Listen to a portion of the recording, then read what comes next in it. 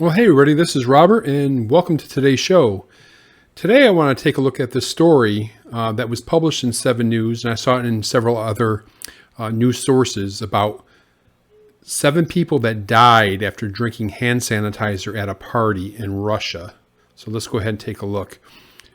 7 people died from drinking hand sanitizer after the party they were at ran out of alcohol, according to reports out of Russia. It is understood some 9 people began drinking the antiseptic wash, which was 69% methanol. And we'll get to that in a moment. 2 men aged 27 and 59, as well as a 41-year-old woman, were the first to die. 6 others were urgently flown by a medical evacuation aircraft to a hospital in the city of Yakutsk. Sadly, another 4 did not survive, while 2 are currently fighting for their life in the hospital. The poisoning took place as a result of drinking sanitizer, the regional state prosecutor said. Authorities in Russia are pleading again with the locals to refrain from drinking hand sanitizer.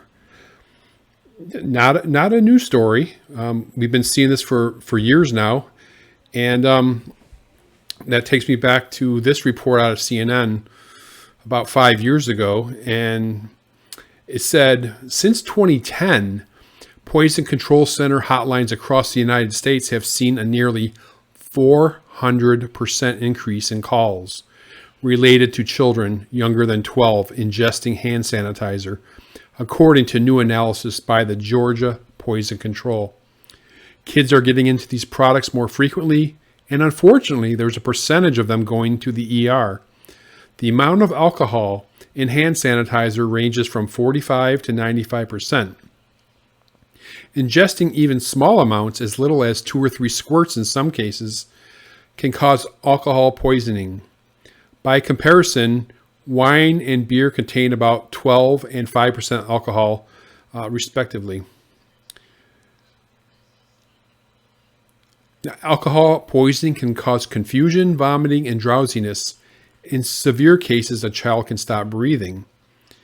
According to Dr. Gaylord Lopez, the director of the Georgia Poison Control, 3,266 hand sanitizer cases related to young children were reported to Poison Control in 2010.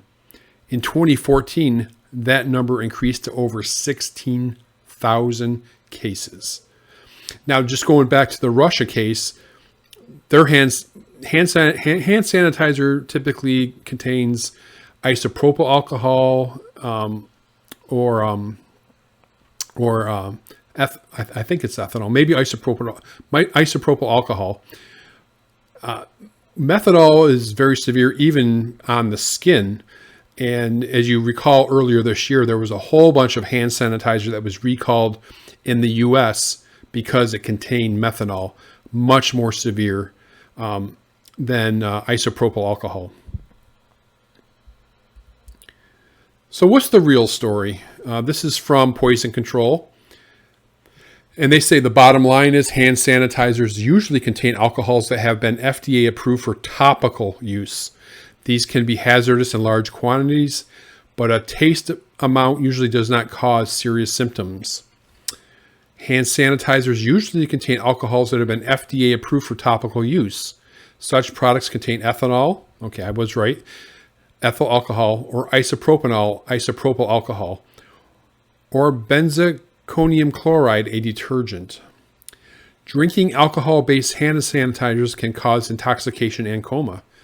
Ethanol-based products in particular can cause low blood sugar, which can lead to seizure in children.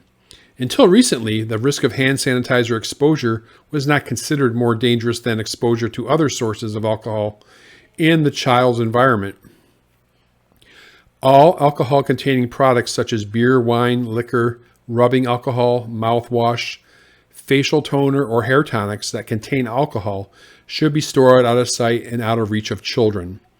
However, in June 2020, the FDA announced that some popular hand sanitizers were contaminated with methanol or methyl alcohol, and this prompted healthcare providers to be more cautious. Methanol has a much narrower range of safety compared to ethanol or isopropanol. Too much methanol can cause permanent blindness and death secondary to severe changes in body chemistry that happen as our bodies metabolize it. Anyway, so that's a little bit of story about hand sanitizer and why you should not be drinking it. Now, hand sanitizer isn't the only thing that people have used in the past to try to get drunk. You may remember going back a number of years when there was that thing called vodka eyeballing.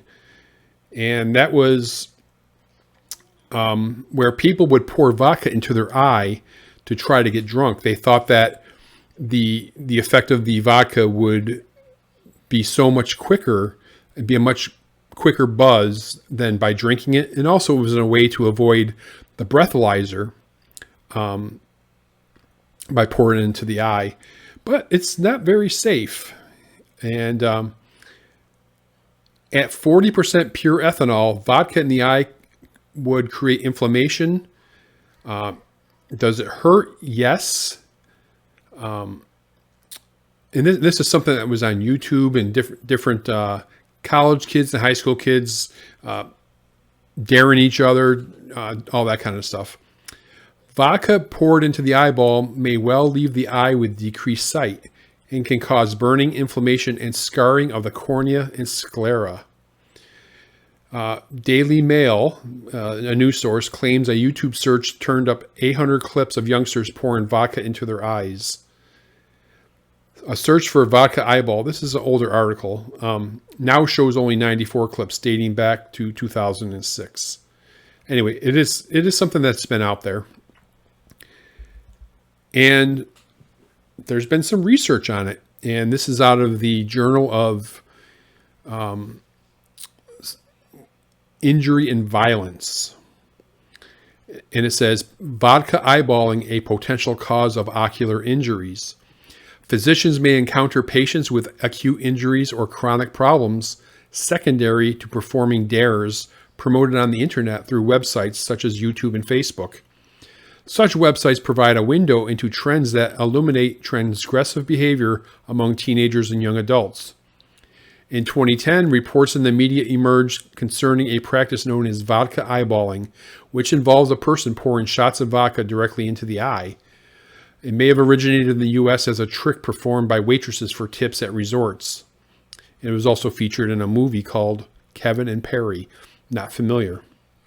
But 20-proof alcohol is used to delaminate the epithelial basement membrane of the cornea in laser subepithelial correctomy. Vodka contains more ethanol by volume than this solution and has corrosive effects on the eye.